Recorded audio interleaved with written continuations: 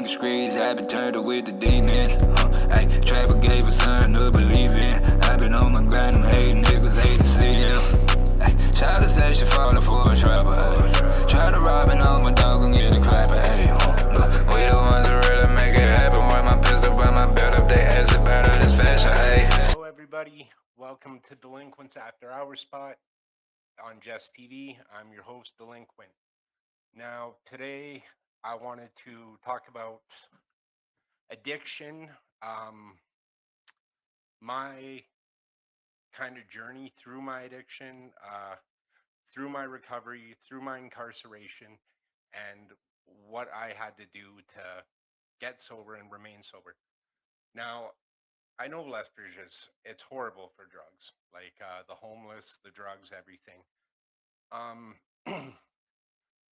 when I first got sober, like this last time, I've been sober before, but it never worked. I could never figure it out. So this last time, I lost everything.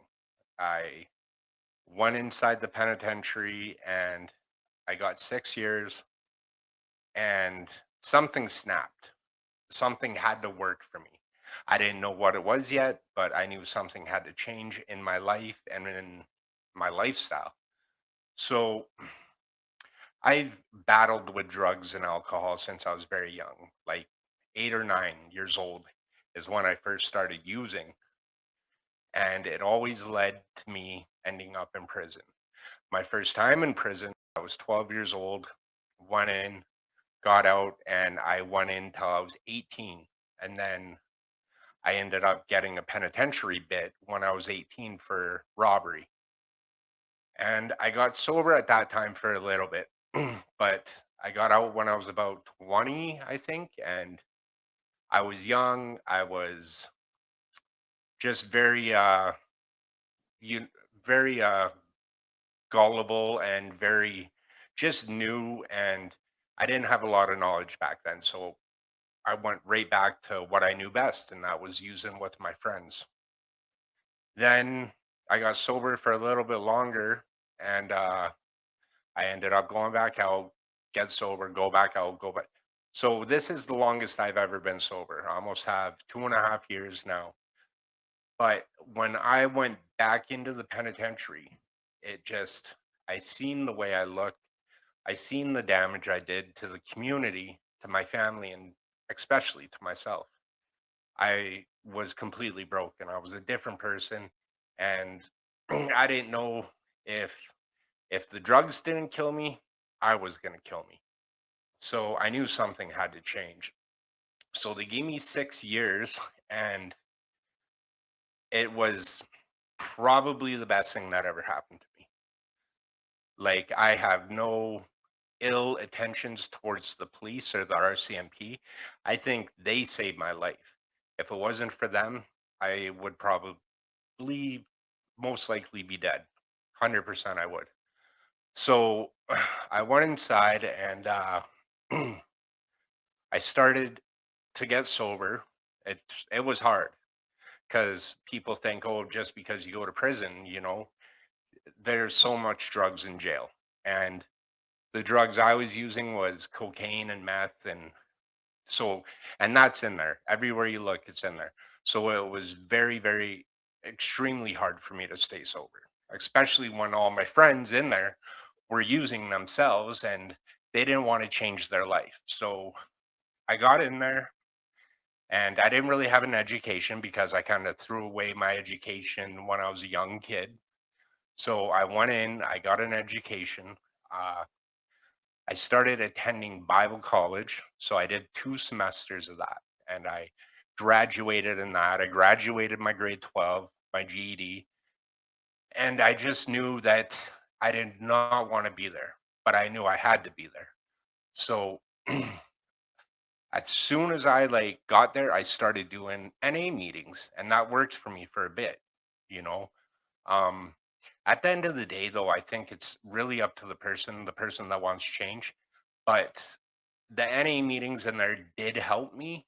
Uh, I stopped doing them because a lot of the inmates would come to the meetings high and just to get parole, kind of. And I wasn't about that. Like, I was there to help myself, right? So I stopped doing the meetings. I did them for about 6 months in there. And then I got various jobs. And finally, I got security clearance that would allow me to go work outside the jail. So I did that for a while. And then after a year and a half, I finally made it to a minimum. So they put me in Drumheller minimum. And I just hooked up with the right guys. I like when you get there, if if anyone's struggling and you're going to jail, my best advice is stay away from the young guys, the gang members, and it's hard to say, but honestly, lifers in there are probably the people that want to see you do good. Lifers, like guys doing life 15 to life, they're usually the ones that have been there, they've seen it. And if you're a guy like me, they'll take you under their wing and they'll kind of just they'll help you to stay sober if you find a lifer that is sober, which I did. So I did my minimum time. I got more tickets, everything I could get in prison, I got in prison. And my plan was one to get out and start working more on my sobriety. I wanted to go to a treatment center when I got out. So I asked them, I said, listen, I need to still go to treatment. So I went to treatment, got more help. And then, I wanted to go to work, do all these things. And I got back here and I got friends getting a hold of me, friends that use still. But like my true friends, like I got a lot of them. They're super respectful to my sobriety. But I do have some friends that are using that I can't be around right now, and it's for my own safety. So it hasn't been easy. Like it's been 2.5 years now. This is the longest I've ever been sober in my life, and I really hope that if there's someone struggling with anything, just know you can get a hold of me on Facebook. You know, I will try to point you in the right direction, or you know, because there is light at that end of the tunnel. Because man, I was in a bad place. I was in a dark place, and I pulled myself out of that place, and that was the best thing I ever did. Like I went in and I was like 145 pounds. Like I was skin and bone. I came out, I was about 220, and my life was changed. Everybody could see it in me. When they spoke to me, when they seen me, they could just see I was a different person. And sobriety has brought me so many positive things. Like I have a good job now. I got my education. I got a vehicle I drive. I got a good girlfriend. I got a good family. Like I had to fix so many relationships that I broke back then.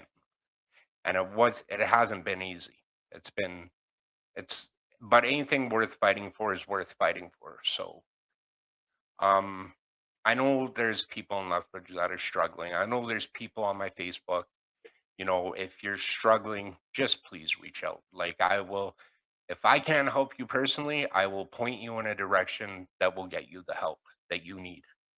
Um, and like my incarceration, unfortunately, that's the thing that got me sober. Like when I went in, I was done. I could not do it anymore.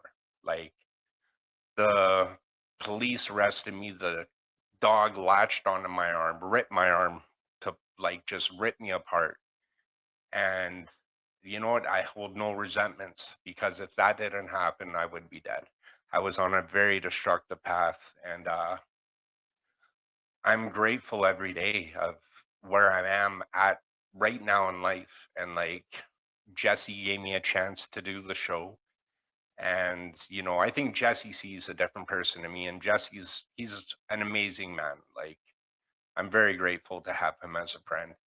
Um, I think that Lethbridge is getting worse and worse with the homelessness, the drug addicts, whatever, right? And we got to do something as people. We got to, if you can be there to help, be there to help.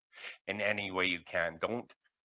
I don't look down on people that use or that are homeless. Like, I've been there and I'm not there anymore. And people used to look down on me all the time because of where my life was headed. They thought I was a lost cause. And you know what? I thought I was a lost cause too. I didn't I didn't expect much of my life at that back at that time, right? And it's sad. I'm almost 41 years old. It took me this long to finally see some light at the end of the tunnel. It sucks that I wasted all those years. Like, I wasted them, you know? I've had to work so hard to build a solid foundation around everything I built. So I just want people to know that there is hope, you know? I think that addiction, it's something that it either, it either you quit it or you don't. And trust me, it's not something that you want to be in. Like, it'll kill you at the end of the day, or it'll put you in prison or in a hospital, or it's a very ugly, ugly, ugly addiction. Is just, it's the worst.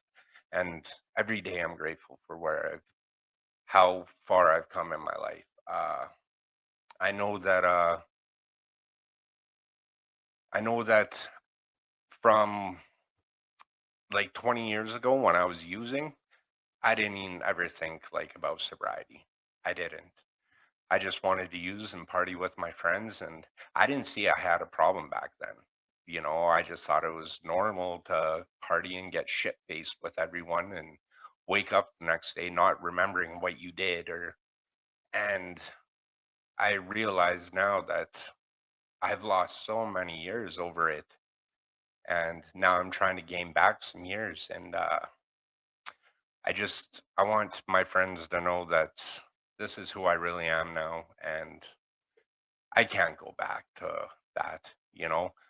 Um, 6 years, that's a long time. That's a long time taken away from my life. I still got 2 years on parole because of drugs and alcohol.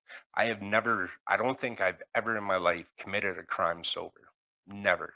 Um, it's always been influenced by drugs, alcohol, and bad influences. It has.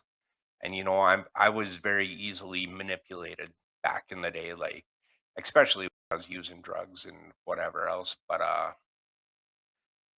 come a long way, like, and I believe anybody can they can do what I've done. And it's just, you gotta want it enough. Like, you gotta really, really want it. You can't just give up on yourself. And that's what a lot of people do. They give up on themselves. And I'm not saying you got to go to meetings, you got to do this, you got to do that, but you just got to want it for yourself. And that's it. If you want it bad enough, you're going to do it. Just like anything in life, like if you want to be a doctor, be anything, you're going to work your ass off for that. And sobriety is something I want so bad that I'll work my ass off every day for it. I wanted to be on the show, like have my own podcast and everything, and I'm getting better at it, and I work my ass off for it. My music, I love music. I work my ass off for it. I want to get into film and start directing movies and stuff. And you know what? That's my next step, is that and I'm going to work my ass off for it. It's just at the end of the day, it's how bad you want it. And if you really want it, you will really do it. Um, like 3 years ago, I was on crack and cocaine and meth, and um, it didn't even become using no more. It just became about being messed up the whole time. Like, I never wanted to be sober.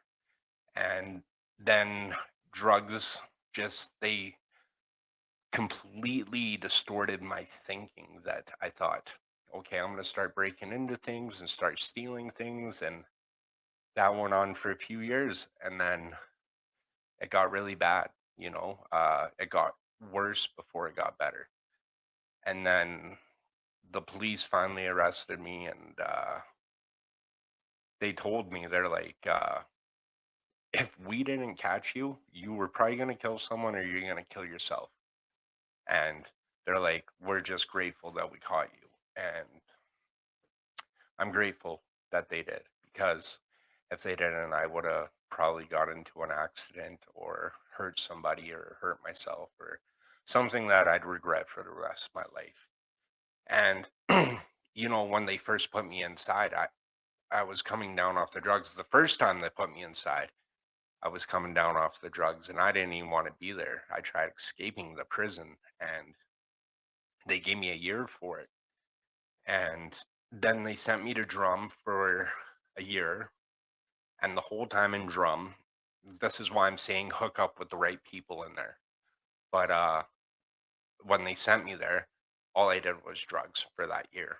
And I got out on parole. They gave me parole. I do not know how they gave me parole because I looked sick. I looked unhealthy, but they thought I was sober. They let me out, and I lasted 3 days at the halfway house, and I ran away. So I'm on the run on parole, and this is about 2.5 years ago.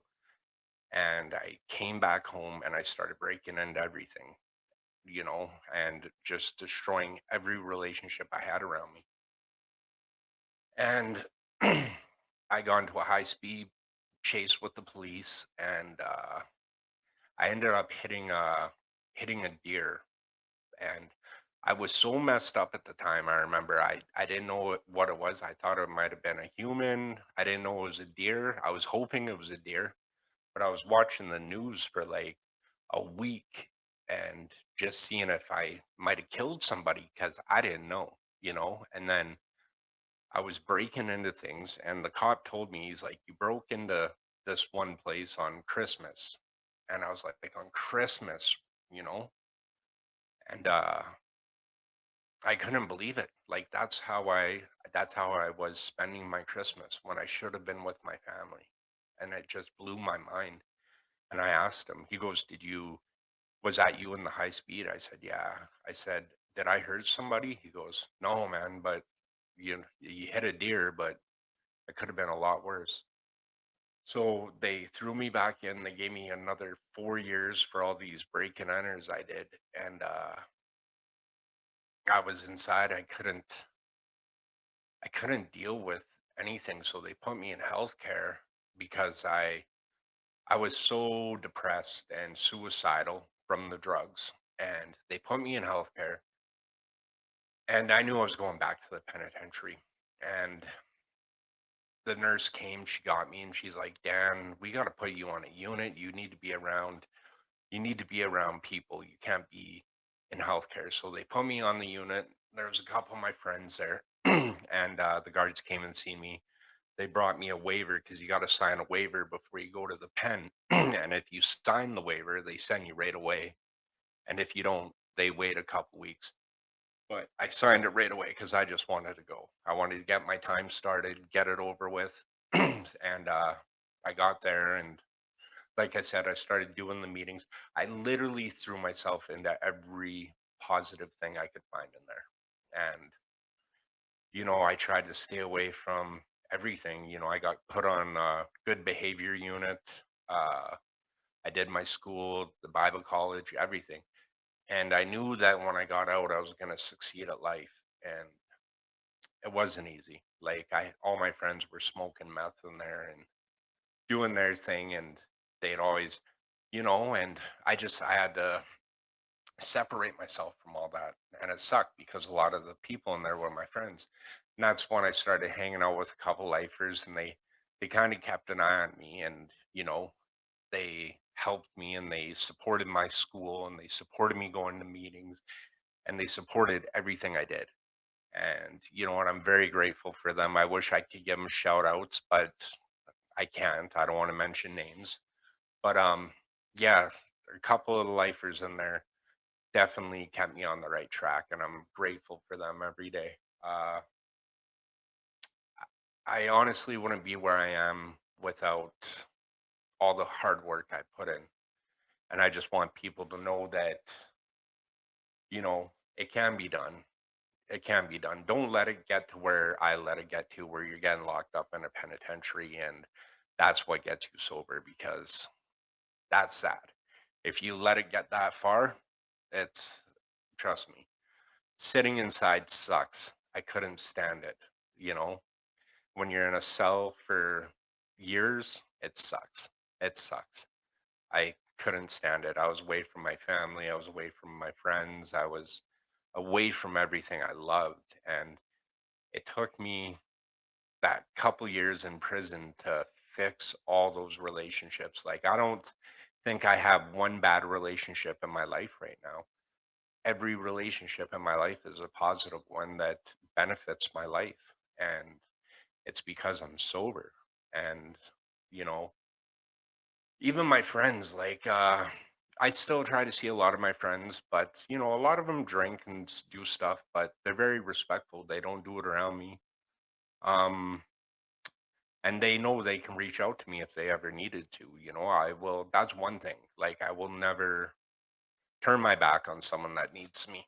Um, but yeah, I've come a long way, man. And like, who's ever listening, I just want you to know that just keep fighting, man. It's, at the end of the day, it's worth it. It is. Because you know what? If I didn't get arrested and I didn't go through all that bullshit I went through, you know what? I probably wouldn't be here right now talking. And hopefully, me talking today can inspire some people to reach out or just, you know, get some help, man. Because I know there's a lot of people in Lethbridge struggling. I see it every day. I go to Tim Hortons and I see homeless people and I'll buy them a coffee or whatever, but it's sad, you know, like Lethbridge definitely needs more than just shelter. And I know we do have a lot of like addiction counselors and whatever else, but I think we need something more. Like we definitely need more treatment centers here, because I know we got maybe two or three, and honestly, that's not enough. Lethbridge is turning into a big place, and you know, that's a lot of people on the streets. That's a lot of people using drugs, and so just know that there is help out there. So, but I am gonna be doing more interviews. I just thought I'd do a kind of a one-on-one and kind of let everyone know what's been going on the last few years. And because I know a lot of people didn't even know I was locked up. So I was locked up for the last couple of years, and it's all because of bad decisions that I made because of drugs and alcohol. And you know, I'm a different person today. So I want you to know that there is hope out there. And I know that a lot of people in Lethbridge are struggling, because I was one of those people. And you know what? I didn't reach out to nobody when I was, because when I'm using, I close off. I don't talk to anybody. I don't talk to my family. I don't talk to, so, you know, I wish I would have picked up a phone before it got to the, like, where it got to me getting arrested, me going in, you know, everything.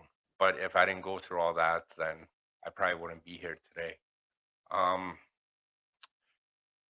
if you do need to get a hold of me, you can reach me on Facebook, or you can reach reach out to Jesse, get a hold of Jesse, let him know, and he'll point you in my direction.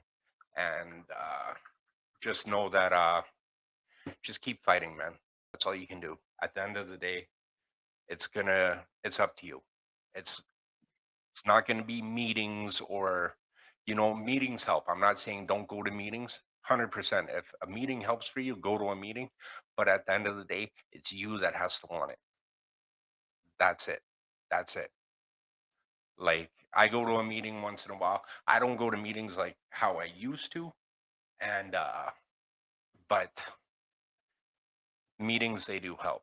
If that's your thing, that is. Me personally, I don't go to meetings like I used to. I'll go to a meeting if I need one, but you know, um, just reach out. That's all you can do, is reach out to whoever, counselors.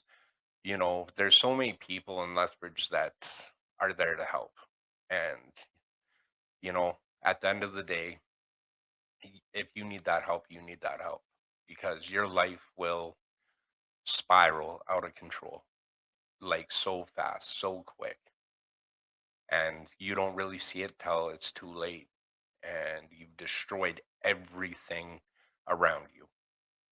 And I just want you to know that, you know, if I can do it, anybody can do it. Anybody. Like, I was the worst drug addict out there, you know, doing 6 years, and I made a choice to change who I was and change my life. And just know that it can be done. It's it's going to be hard work at the end of the day. Anything worth anything is hard work. But just know that it's worth it. It's worth it. And you see so many positive things come out of life the second you get sober.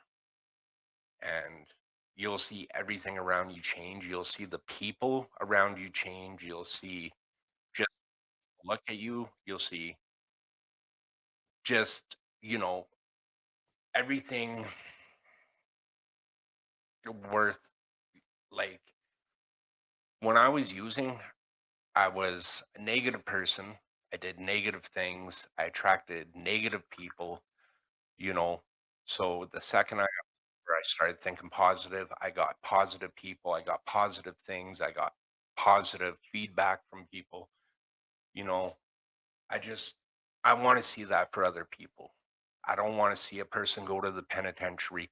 I do not want to see a person lose their life over drugs. Since I've been out, I've had 2 or 3 friends pass away, and it sucks. It truly sucks, because I love my family and I love my friends. Just know that if you need to reach out, I'm here. Just reach out to Jessie or message me on Facebook, anything, you know. And if you really need help, I'll drop whatever the hell I'll come help you. But I just want you to know I love you all, and thank you for your continued support with everything I do. Like, I get so much love, and thank you so much. You know, I wouldn't be where I am without all the support and love of my friends and family. Thank you. I love you. Have a good night, peeps. Yeah, you really get him running for the capital. See the butter on the ground, and he even cap on his capture. You ain't talking money, then you yapping when you lose it all, my nigga. Not just remember who had a aim. I been rapping nigga like a bandit, ayy. Made the conscious the hands up, they want their status. Dope boy, Fred, 4 for 1 to the project. Lying young and street, made the pussy bring the block back. Standing in the kitchen, whipping nigga, get your contact.